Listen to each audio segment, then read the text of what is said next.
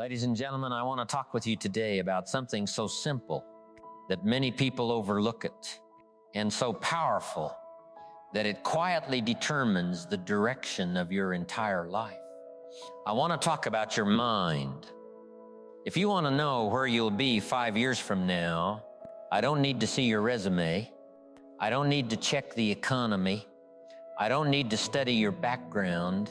I need to listen to your thinking, because your life does not drift upward.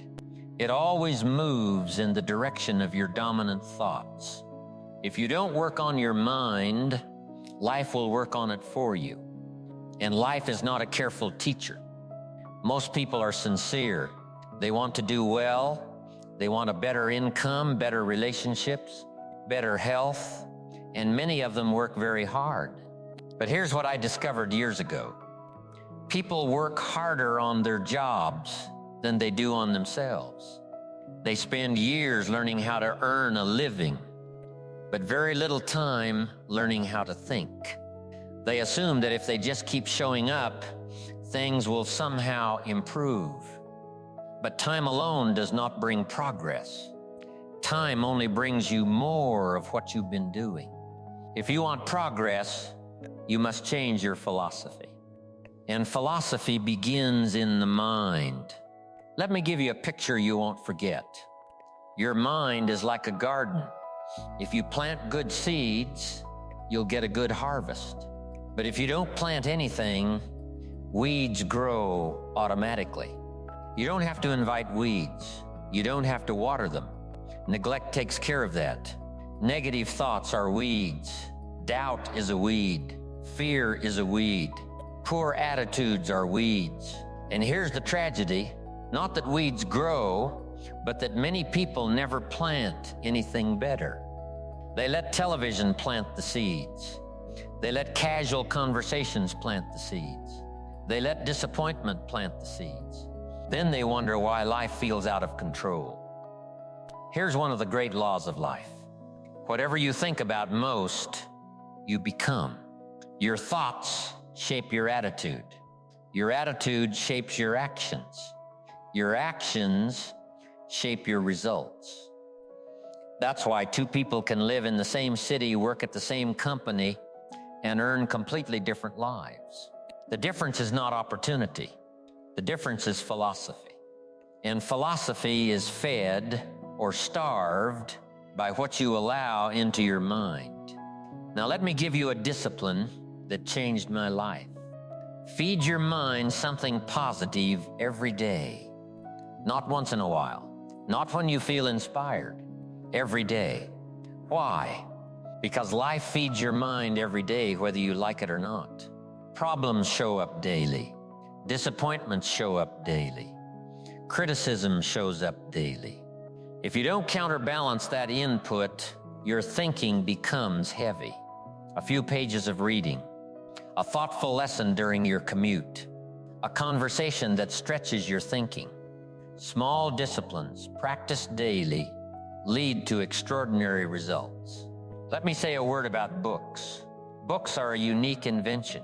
A book allows you to learn from someone you may never meet. You can sit with the brightest minds in history for the price of a paperback. And here's the key.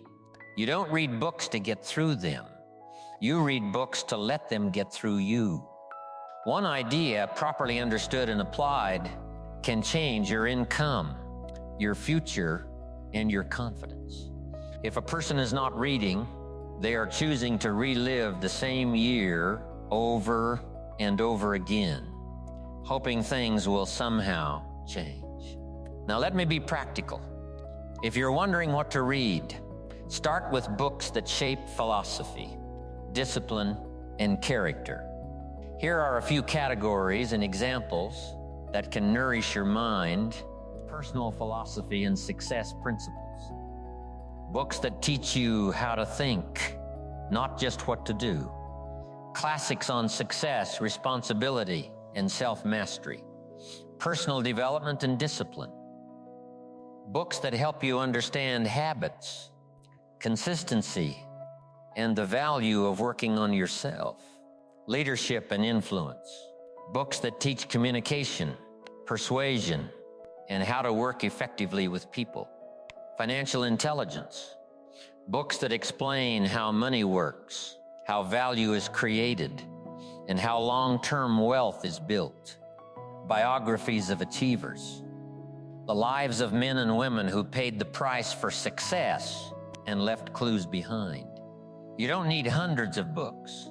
You need a few good ones. Read slowly, thoughtfully, and repeatedly. Read with a pen. Read with questions.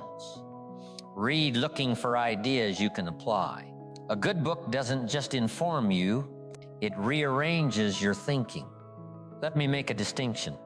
Formal education can help you make a living. Self-education can help you make a fortune. The marketplace does not reward effort alone. It rewards value. And value increases when your thinking improves. Better thinking leads to better decisions. Better decisions lead to better results. That's the quiet advantage of a well-nourished mind. Your mind has gates. What you allow in will eventually show up in your language, your confidence, and your behavior. Be careful what you listen to repeatedly. Be careful who you allow to influence your thinking. Be careful what stories you tell yourself about what's possible. Let me introduce a powerful word, philosophy. Your philosophy is the set of beliefs you live by, often without realizing it. Beliefs about effort, beliefs about responsibility, beliefs about discipline and time. Two people can face the same setback and respond completely differently because they operate from different philosophies. Change the philosophy, and behavior changes naturally. That's why nourishing the mind is not motivational talk, it's strategic work. You must choose your associations carefully, not because people are good or bad, but because influence is subtle. Conversations affect thinking. Thinking affects decisions. Decisions affect destiny. Spend time with people who challenge you to grow. Reduce exposure to those who constantly drain your ambition. You don't need to abandon everyone, but you must be intentional. Here's something many people overlook. Your mind listens to everything you say. What you say to yourself in private shapes your confidence in public. Replace careless language with deliberate language. Instead of "I can't," say "I'm learning." Instead of "it's impossible," say "I haven't figured it out yet." Words shape identity. Identity shapes action. A nourished mind thinks long-term. It understands that discipline today creates freedom tomorrow. Short-term thinking asks, "How do I feel right now?" Long-term thinking asks, "Who am I becoming?" That question, asked often, will save you from many poor decisions. Let me be clear. Neglecting your mind is expensive. It costs confidence. It costs clarity. It costs opportunity. But here's the good news. The mind responds quickly to care. New ideas create new perspective. New perspective creates new choices. You are never too old to improve your thinking. You are never too late to change your philosophy. Let me reduce this to practical steps. Read something worthwhile every day. Listen to ideas that stretch you. Write down what you learn. Reflect before you react. Choose influence carefully. What you do daily matters far more than what you do occasionally. Let me close with this. Your life will not rise above the quality of your thinking. If you nourish your mind, discipline becomes easier. If you nourish your mind, confidence becomes steadier. If you nourish your mind, success becomes more predictable.